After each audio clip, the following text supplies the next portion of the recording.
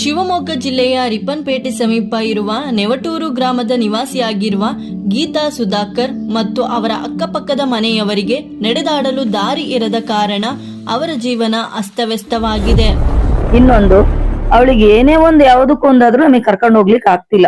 ಪೇಟೆಗೆ, ಹಾಸ್ಪಿಟಲ್ಗೆ ಯಾವುದಕ್ಕೂ ಆಗ್ತಿಲ್ಲ. ಇದೇ ದಾರಿಲೇ ಬರ್ಬೇಕು, ಮನೆಗೆ ಇದೇ ದಾರಿಲೇ ಓಡಾಡ್ಬೇಕು, ತಲೆ ಮೇಲೆ ಎಲ್ಲದನ್ನು ಹೊತ್ಕೊಂಡು ಇದೇ ದಾರಿಲೇ ಓಡಾಡ್ಬೇಕು. ಗೀತಾ ಸುಧಾಕರ್ ದಂಪತಿಗಳಿಗೆ ಅಂಗವಿಕಲವಿರುವ ಮಗಳಿದ್ದು, ದಾರಿ ಇರದ ಕಾರಣ ಅಂಗವಿಕಲ ಮಗುವಿನ ವಿದ್ಯಾಭ್ಯಾಸ, ಆಸ್ಪತ್ರೆಗೆ ಮತ್ತು ದಿನನಿತ್ಯದ ವಸ್ತುಗಳನ್ನು ತರಲು ಸುಮಾರು 2 ಕಿಲೋಮೀಟರ್ ನಡೆದುಕೊಂಡು ಬರಬೇಕಾಗಿದೆ. ಕೆಲವೊಂದೊಂದು ಟೈಮ್ ಮೇಡಮ್, ನಾವು ಮಕ್ಳಿಗೆ ಸ್ಕೂಲಿಗೆ ಕಳ್ಸ್ಬೇಕಾದ್ರೆ ಕೆಸರಲ್ಲಿ ಬಿದ್ಬಿಟ್ಟು ಅವ್ರ ಯೂನಿಫಾರ್ಮ್ ಕೆಸರು ಮಾಡ್ಕೊಂಡು ಮನೆಗೆ ಬಂದಿರೋ ದಿನನೂ ಇದೆ. ನೀನು ಸ್ಕೂಲಿಗೆ ಹೋಗ್ಬೇಕಾ ಮಗು? ಸರಿಗೋಗುಕ್ಕು. ಮೂಲತಃ ಗೀತಾ ಸುಧಾಕರ್ ಎಸ್ಸಿ ಸಮುದಾಯದವರು ಆಗಿದ್ದು, ಯಾವುದೇ ರಾಜಕಾರಣಿಗಳು ಹಾಗೂ ಸರ್ಕಾರಿ ಅಧಿಕಾರಿಗಳು, ದಲಿತ ಪರ ಸಂಘಟನೆಗಳು ಬಂದು ಹೋದರೂ ಇವರ ಕಷ್ಟ ಇನ್ನೂ ಪರಿಹಾರವಾಗಿಲ್ಲ. ಇವರ ಬಗ್ಗೆ ಹೆಚ್ಚಿನ ಮಾಹಿತಿಯನ್ನು ನಮ್ಮ ಪ್ರತಿನಿಧಿ ಶ್ವೇತಾರವರು ನೀಡಲಿದ್ದಾರೆ.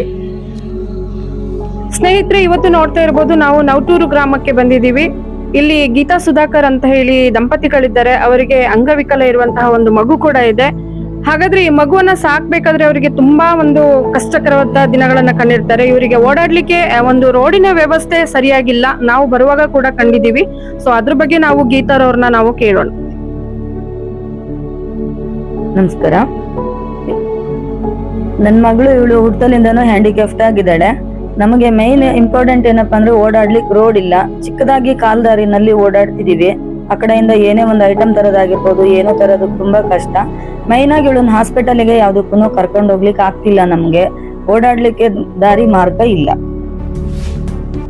ಗೀತಾ ಅವ್ರೆ, ಈ ಮಗು ಚಿಕ್ಕಲ್ಲಿದ್ದಾಗ ಈ ಮಗುವಿನ ಪರಿಸ್ಥಿತಿ ಹೇಗಿತ್ತು? ಚಿಕ್ಕವಳಾಗಿರ್ಬೇಕಾದ್ರೆ ತುಂಬಾ ಚೆನ್ನಾಗೇ ಇದ್ಲು. ಒಂದು 6 ತಿಂಗಳ ನಂತರ ಗೊತ್ತಾಯ್ತು ನಮ್ಗೆ. 6-7 ತಿಂಗಳ ನಂತರ ಇವಳು ಹ್ಯಾಂಡಿಕ್ಯಾಫ್ಟ್ ಇದ್ರದಲ್ಲಿ ಇದ್ದಾಳೆ ಅನ್ನೋದನ್ನ ಗೊತ್ತಾಗಿರೋದು. ಅಲ್ಲಿ ತನಕ ನಮಗೆ ಗೊತ್ತಾಗಿರ್ಲಿಲ್ಲ. ಆಮೇಲೆ ಅವಳು ಬೆಳಿತಾ ಬೆಳಿತಾ ನೆಲದಲ್ಲೇ ತವಳ್ತಿದ್ಲು. ಎಲ್ಲಾನು ಮನೆ ಒಳಗೇನೆ ಮಾಡ್ಕೊಳ್ಳೋಳು. ಎಲ್ಲಾನು ಇಲ್ಲಿವರೆಗೂ ಮಾಡ್ಕೊಂಡ್ ಬಂದಿದೀನಿ. ಇವಾಗ ಅವಳು ಸ್ವಲ್ಪ ಓಡಾಡ್ಲಿಕ್ಕೆ ಆಯುರ್ವೇದಿಕ್ ಮೆಡಿಸಿನ್ ಕೊಡಿಸಿ, ಆಮೇಲೆ ಇದು ಹ್ಯಾಂಡಿಕ್ಯಾಫ್ಟ್ ಆಫೀಸಿನಿಂದ ಎಲ್ಲ ಇನ್ಫಾರ್ಮೇಶನ್ ತಿಳಿಸ್ಬಿಟ್ಟು, ಆ ಮೆಡಿಕಲ್ ಕ್ಯಾಂಪಿಗೆಲ್ಲ ಹೋಗ್ಬಿಟ್ಟು ಪ್ರತಿಯೊಂದನ್ನು ಮಾಡಿದ ನಂತರ ಈಗ ಒಂದ್ ಸ್ವಲ್ಪ ಸಾಧಾರಣ ಮಟ್ಟಿಗೆ ಬಂದಿದ್ದಾಳೆ. ಇನ್ನೊಂದು, ಅವಳಿಗೆ ಏನೇ ಒಂದು ಯಾವುದಕ್ಕೂ ಒಂದಾದ್ರೂ ನಮಗೆ ಕರ್ಕೊಂಡು ಹೋಗ್ಲಿಕ್ಕೆ ಆಗ್ತಿಲ್ಲ. ಪೇಟೆಗೆ, ಹಾಸ್ಪಿಟಲ್ಗೆ ಯಾವುದಕ್ಕೂ ಆಗ್ತಿಲ್ಲ. ನಾವು ಇವಾಗ ಬರೋ ದಾರಿನಲ್ಲಿ ಕಿರುದಾರಿ ಇದೆ. ಹಾಗೆ ಗದ್ದೆ ಒಂದು ಹಾಳಿ ಮೇಲೆ ನಾವು ನಡ್ಕೊಂಡ್ ಬಂದಿದೀವಿ. ಈ ಮಗುನ ಏನಾದ್ರೂ ಒಂದು ಹುಷಾರಿಲ್ಲ ಅಂತ ಹೇಳಿದ್ರೆ ಒಂದು ಹಾಸ್ಪಿಟ್ಲಿಗೆ ಕರ್ಕೊಂಡು ಹೋಗೋದು ನೀವು ಹೇಗೆ? ಹಾಗೆ ಮನೆಗೆ ಏನಾದ್ರೂ ನಮ್ಮ ದಿನನಿತ್ಯ ಖರ್ಚುಗಳಿಗೆ ಐಟಮ್ಗಳನ್ನ ನೀವು ಹೇಗೆ ತರ್ತೀರಾ? ನಾವು ದಿನನಿತ್ಯ ಇವಳಿಗೆ ಹಾಸ್ಪಿಟಲ್ಗೆ ಆಗಿರ್ಬೋದು, ಮನೆಗ್ ತರ ಐಟಮ್ ಆಗಿರ್ಬೋದು, ಏನೇ ಒಂದಿದ್ರು ನಾವು ಹೊತ್ಕೊಂಡೆ ತಲೆ ಮೇಲೆ ಹೊತ್ತನೆ ತಗೊಂಡ್ ಹೋಗ್ಬೇಕು. ಕೈಯಲ್ಲಿ ಹಿಡ್ಕೊಂಡ್ ಬರೋದಕ್ಕಂತೂ ಆಗಲ್ಲ. ತಲೆ ಮೇಲೆ ಹೊತ್ತನೆ ತರ್ಬೇಕು. ಇವಳಿಗೆ ಹಾಸ್ಪಿಟಲ್ಗಂತೂ ತುಂಬಾನೇ ಕಷ್ಟ ಪಡ್ಬೇಕು. ಓಡಾಡ್ಲಿಕ್ಕೂ ಬರಲ್ಲ. ಇವಳಿಗೆ ತುಂಬಾ ಕಷ್ಟ ಆಗುತ್ತೆ. ಗೀತವ್ರೆ, ಈ ಸಮಯದಲ್ಲಾದ್ರೂ ಸ್ವಲ್ಪ ಬರ್ಲಿಕ್ಕಾಗತ್ತೆ, ಹೋಗ್ಲಿಕ್ಕಾಗತ್ತೆ. ಆದ್ರೆ ತೀವ್ರವಾಗಿ ಮಳೆ ಬರುವಂತಹ ಟೈಮಲ್ಲ ನೀವು ಹೇಗೆ ನಿಭಾಯಿಸಿದ್ರಿ? ಹೇಗೆ ಅಂದ್ರೆ, ನಾವು ಈಗ ಏನ್ ಓಡಾಡುವಂತ ಎಥನ್ಸ್ ಇದಿದ್ಯೋ ಅದೇ ತರದ್ರಲ್ಲೇನೆ ಅವಾಗ ತುಂಬಾನೇ ಕೆಸರು ಇರುತ್ತೆ. ತುಂಬಾ ಕಷ್ಟ ಆಗುತ್ತೆ. ಮಕ್ಳು ಸ್ಕೂಲಿಗೆ ಹೋಗೋದಾಗಿರ್ಬೋದು, ಪ್ರತಿಯೊಂದು. ಕೆಲವೊಂದೊಂದ್ ಟೈಮ್ ಮೇಡಮ್, ನಾವು ಮಕ್ಳಿಗೆ ಸ್ಕೂಲಿಗೆ ಕಳ್ಸ್ಬೇಕಾದ್ರೆ ಕೆಸರಲ್ಲಿ ಬಿದ್ಬಿಟ್ಟು ಅವ್ರ ಯೂನಿಫಾರ್ಮ್ ಕೆಸರು ಮಾಡ್ಕೊಂಡು ಮನೆಗ್ ಬಂದಿರೋ ದಿನನೂ ಇದೆ. ಮತ್ತೆ ರಿಟರ್ನ್ ಸ್ಕೂಲಿಗೆ ಹೋಯ್ದು ಬಿಡೋದು ತುಂಬಾನೇ ಕಷ್ಟ ಪಡ್ತೀವಿ. ವೀಕ್ಷಕರೇ, ನೀವು ನೋಡ್ತಾ ಇರ್ಬೋದು, ಇಲ್ಲಿ ಅಕ್ಕಪಕ್ಕದ ಪರಿವಾರದ ಒಂದು ಕುಟುಂಬಸ್ಥರುಗಳೆಲ್ಲ ಇದ್ದಾರೆ. ಹಾಗಾದ್ರೆ ಈಗ ಈ ಹುಡುಗಿ ನೀವು ನೋಡ್ತಾ ಇರ್ಬೋದು, ತುಂಬಾ ಚೆನ್ನಾಗಿ ಓದ್ತಾ ಇದ್ದಾಳೆ. ಇವಳಿಗೆ ಈ ದಾರಿ ಸರಿ ಇದ್ದಿದ್ರೆ ನಾನು ಇನ್ನೂ ಓದ್ತಿದ್ದೆ ಅನ್ನೋ ಒಂದು ಭಾವನೆ ಇದೆ. ಅವ್ರ ಹತ್ರನೇ ಕೇಳ್ಕೊಳ್ಳೋಣ. ನನ್ನ ಹೆಸರು ನೇತ್ರಾವತಿ ಅಂತ. ನಾನು ಇವಾಗ ನರ್ಸಿಂಗ್ ಓದ್ತಾ ಇದ್ದೀನಿ. ನಾನು 10th ಅಲ್ಲಿ 94% ಮಾಡಿದೀನಿ. ನಂಗೆ ಓದೋದಂದ್ರೆ ಸಿಕ್ಕಾಪಟ್ಟೆ ಇಷ್ಟ. ನಿಮ್ಗೆ ಗೊತ್ತು ಎಜುಕೇಶನ್ ಅಂದ್ರೆ ಇವಾಗ ಎಷ್ಟು ಇಂಪಾರ್ಟೆಂಟ್ ಅಂತ. ನಮಗೂ ಕೂಡ ಎಜುಕೇಶನ್ ತುಂಬಾ ಇಂಪಾರ್ಟೆಂಟ್. ಇವಾಗ ನಾನು ನರ್ಸಿಂಗ್ ಮಾಡ್ತಿದ್ದೀನಿ. ನಂಗೆ 2nd ಇಯರ್ ಅಲ್ಲಿ 90% ಬಂದಿತ್ತು. ನಂಗೆ ರೋಡ್ ತುಂಬಾ ಮುಖ್ಯ. ಎಲ್ಲರಿಗೂ ಗೊತ್ತಲ್ಲ, ರೋಡ್ ಅಂದ್ರೆ ತುಂಬಾ ಮುಖ್ಯನೇ. ನಮ್ಗೆ ಇನ್ನೂ ಚೆನ್ನಾಗಿ ರೋಡ್ ಇದ್ದಿದ್ರೆ ಇನ್ನೂ ಒಳ್ಳೆ ಕಾಲೇಜಿಗೆ ಹೋಗ್ತಿದ್ವೇನೋ. ಅಂದ್ರೆ ನಾವೀಗ ಪೇಟೆಗೆ ಹೋಗ್ಬೇಕು ಅಂದ್ರೆ ನಮಗೆ ರೋಡ್ ಬೇಕೇ ಬೇಕು. ಬಸ್ಸಿಗೆ ಹೋಗೇಬೇಕು. ನಡ್ಕೊಂಡು ಹೋಗಕ್ಕಂತೂ ಆಗದೇ ಇಲ್ಲ. ಅದಕ್ಕೆ 2 ಕಿಲೋಮೀಟರ್ ನಡ್ಕೊಂಡು ಹೋಗ್ಬೇಕು. 2 ಕಿಲೋಮೀಟರ್ ದಿನ ನಡ್ಕೊಂಡ್ ಬರೋದಂದ್ರೆ ತುಂಬಾ ಕಷ್ಟ. ಅಲ್ಲಿ ಹೊಂಡ ಎಲ್ಲ ಇದೆ, ಕಲ್ಲು ಮುಳ್ಳು ಎಲ್ಲದ್ರಲ್ಲೂ ನಡ್ಕೊಂಡು ಹೋಗ್ಬೇಕು. ನಮ್ ಕಷ್ಟ ಯಾರಿಗೆ ಹೇಳಿದ್ರು ಇದುವರೆಗೂ ಯಾವ್ದು ಕೂಡ ಸಾಲ್ವ್ ಆಗಿಲ್ಲ. ಇವನ್ ಕೂಡ ಅಷ್ಟೇನೆ ತುಂಬಾ ಚೂಟಿ ಹುಡುಗ, ತುಂಬಾ ಚಂದವಾಗಿ ಓದ್ತಾನೆ.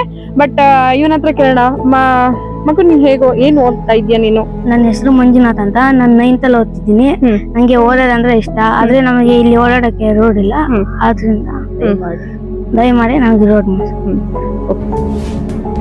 ಹೇಳಿ. ನೀವೀಗ ಖೋಖೋ ಪ್ಲೇಯರ್ ಅಂತ ಹೇಳಿದ್ರಿ, ಎಲ್ಲಿವರೆಗೆ ನೀವು ಆಟ ಆಡ್ಲಿಕ್ಕೆ ಹೋಗಿದ್ರಿ ಖೋಖೋದಲ್ಲಿ? ಡಿಸ್ಟಿಕ್ ಅಂಕ ಹೋಗಿದ್ವಿ. ಡಿಸ್ಟಿಕ್ ಅಲ್ಲಿ 2nd. ಆದ್ರೆ ನಾನು ಓದ್ತಾ ಇದ್ದೀನಿ ಕೂಡ. ನಾನೀಗ ಫಸ್ಟ್ PU ಓದ್ತಾ ಇದ್ದೀನಿ. ನಾನು ಇಲ್ಲಿ ಹೋಗ್ಬೇಕಾದ್ರೆ ನಮಗ್ ಆಗೋ ಕಷ್ಟಗಳು ತುಂಬಾ ಇದೆ. ನಾವು ಹೋಗ್ಬೇಕಾದ್ರೆ ನಾವು ಇಲ್ಲಿಂದ 2 ಕಿಲೋಮೀಟರ್ ನಡಿಬೇಕು. ನಡಿಯೋದಾಗ್ಲಿ ಇಲ್ಲಿಂದ ನಡೆಯೋಷ್ಟು ನಮಗ್ ಕಷ್ಟ ತುಂಬಾ ಇದೆ. ಓದ್ತಾ ಇದೀವಿ ಕೂಡ, ನಮಗ್ ಒಬ್ರಲ್ಲ, ನಾವಿಲ್ಲಿ ತುಂಬಾ ಜನ ಹೋಗ್ತಾ ಇದೀವಿ, ಸ್ಟೂಡೆಂಟ್ಸ್. ಎಲ್ಲರಿಗೂ ತೊಂದರೆ ಆಗ್ತಿದೆ ನಮಗೆ ಪ್ಲೀಸ್ ರೋಡ್ ಮಾಡ್ಕೊಡಿ ಅಂತ ಕೇಳ್ಕೊತೀವಿ ಅಷ್ಟೇ. ಇವ್ರ ಹತ್ರ ಒಂದ್ ಮಾತು ಕೇಳೋಣ. ಇಲ್ಲಿ ಮಕ್ಳು ಓಡಾಡ್ಲಿಕ್ಕೆ ಎಷ್ಟು ಕಷ್ಟ ಆಗ್ತಿದೆ ಅಂತ ಹೇಳಿ. ಹೌದು, ಸಣ್ಣ ಸಣ್ಣ ಮಕ್ಳೆಲ್ಲ ಇದಾವೆ. ನಮಿಗೂ ಇದು ತುಂಬಾ ಕಷ್ಟ ಆಗುತ್ತೆ. ಹುಷಾರಿಲ್ಲ ಅಂತ ಹೇಳಿದ ತಕ್ಷಣ ಕರ್ಕೊಂಡು ಹೋಗ್ಲಿಕ್ಕೆ ರೋಡ್ ಇಲ್ಲ. ತಕ್ಷಣ ರಾತ್ರಿ ಹಗ್ಲು ಇದ್ರಲ್ಲಿ ಬರುತ್ತೆ ಅನ್ನೋದು ಗೊತ್ತಾಗಲ್ಲ, ಹುಷಾರಿರಲ್ಲ. ಸುಮಾರು ಸಲ ನೋಡಿದೀವಿ, ಸುಮಾರು ಜನನೆಲ್ಲ ಮೀಟ್ ಮಾಡಿದ್ದಾರೆ. ಆದ್ರೂ ಇಲ್ಲಿನ ಪರಿಸ್ಥಿತಿ ಯಾರಿಗೂ ಅರ್ಥ ಆಗಿಲ್ಲ. ದಯಮಾಡಿ ರೋಡ್ ಮಾಡ್ಕೊಡಿ ಅಂತ ಕೇಳ್ತೀವಿ ಅಷ್ಟೇ. ನೀವೇನ್ ಹೇಳ್ತೀರಮ್ಮ ಇದ್ರ ಬಗ್ಗೆ? ನಮಗೆ ಓಡಾಡಕ್ಕಾಗಲ್ಲಮ್ಮ, ತುಂಬಾ ಕಷ್ಟ. ನಿಮ್ಗೆ ಕಾಲೆಲ್ಲ ನೋವು, ಹುಷಾರಿಲ್ಲ ಅಂದ್ರೆ ಆಸ್ಪತ್ರೆಗೆ ಹೋಗಂಗಿಲ್ಲ. ತುಂಬಾ ಕಷ್ಟ ಅಂದ್ರೆ ತುಂಬಾ ಕಷ್ಟನೇ. ಮಳೆ ಬಂದ್ರು ಓಡಾಡಕ್ಕೆ ಆಗಲ್ಲ. ಅಂದ್ರೆ ನೀವು ಈ ಊರಲ್ಲಿ ಸುಮಾರು ವರ್ಷಗಳಿಂದಾನೇ ವಾಸವಾಗಿದ್ರ, ಬಟ್ ನಿಮ್ಗೆ ರೋಡ್ ವ್ಯವಸ್ಥೆಗಳು ಸರಿ ಇಲ್ಲ, ನಮ್ಗೆ ಹುಷಾರಿಲ್ಲ ತುಂಬಾ, ಹಾಗಾದ್ರೆ ನಮ್ಗೆ ಓಡಾಡ್ಲಿಕ್ಕೆ ಆಗ್ತಾ ಇಲ್ಲ ಅಂತಕ್ಕಂತ ವಿಚಾರನ ಇವ್ರು ಹೇಳ್ತಾ ಇದಾರೆ. ನೀವ್ ಏನ್ ಹೇಳ್ತೀರಾ ಮೇಡಮ್? ಪೇಟೆಗೆ ಹೋಗ್ಬೇಕು, ಹಾಸ್ಪಿಟ್ಲಿಗೆ ಹೋಗ್ಬೇಕು ಅಂದ್ರು ನಡ್ಕೊಂಡೇ ಹೋಗ್ಬೇಕು. ರಸ್ತೆ ವ್ಯವಸ್ಥೆ ಇಲ್ಲ. ಅಲ್ಲಿಂದ ಇದು ಒಂದು ಭತ್ತ, ಅಕ್ಕಿ, ಇದು ಮತ್ತೆ ಗ್ಯಾಸ್ ಅಂಡೆ ಇದೆಲ್ಲ ಹೊತ್ಕೊಂಡೇ ಬರ್ಬೇಕು. ದುಃಖನೇ. ವೀಕ್ಷಕರೇ, ನೀವು ನೋಡ್ತಾ ಇದೀರಲ್ಲ, ಇವರು ದುಃಖನ ರುಸ್ಕೊಂಡ್ ಹೇಳ್ತಿದ್ದಾರೆ. ಒಂದು ಅಕ್ಕಿ, ಭತ್ತ ಆಗಿರ್ಬೋದು, ಇಲ್ಲ ಒಂದು ಏನು ಗ್ಯಾಸಿನ ಅಂಡೆ ಆಗಿರ್ಬೋದು, ನೀವು ನೋಡ್ತಾ ಇದ್ದೀರಾ, ಅದನ್ನ ತಲೆ ಮೇಲೆ ಹೊತ್ಕೊಂಡೇ ಈ ಒಂದು ಸಣ್ಣ ರೋಡಲ್ಲಿ ಬರ್ಬೇಕು. ಮತ್ತೆ ಅಲ್ಲಿ ತೋಟ ಇದೆ, ಮತ್ತೆ ಮಧ್ಯದಲ್ಲಿ ಗದ್ದೆ ಇದೆ. ಆ ಗದ್ದೆ ಮಧ್ಯದಲ್ಲಿ ಬರ್ಬೇಕು ಅಂತ ಹೇಳಿ ಅವರು ಹೇಳ್ತಾ ಅವರು ಅಳಲಿಕ್ಕೆ ಶುರು ಮಾಡಿದ್ದಾರೆ. ಈ ಒಂದು ವ್ಯವಸ್ಥೆನ ಇದು ಖಂಡಿತವಾಗಿ ಇದು ಸರ್ಕಾರ ಗಮನಿಸಲೇಬೇಕು. ಮತ್ತೆ ಇಲ್ಲಿರುವಂತಹ ಜನರಿಗೆ ಈ ರೋಡಿನ ವ್ಯವಸ್ಥೆಯನ್ನ ಮಾಡಿಕೊಡ್ಲೇಬೇಕು ಅಂತಕ್ಕಂತ ಒಂದು ವಿಚಾರನ ಎಲ್ಲರೂ ಮುಂದಿಡ್ತಾ ಇದ್ದಾರೆ. ಇದು ಸರ್ಕಾರ ಗಮನಕ್ಕೆ ತಗೊಳ್ಳೇಬೇಕು ಅಂತಕ್ಕಂತ ವಿಚಾರವನ್ನ ನಾವು ಹೇಳ್ತಾ ಇದೀವಿ.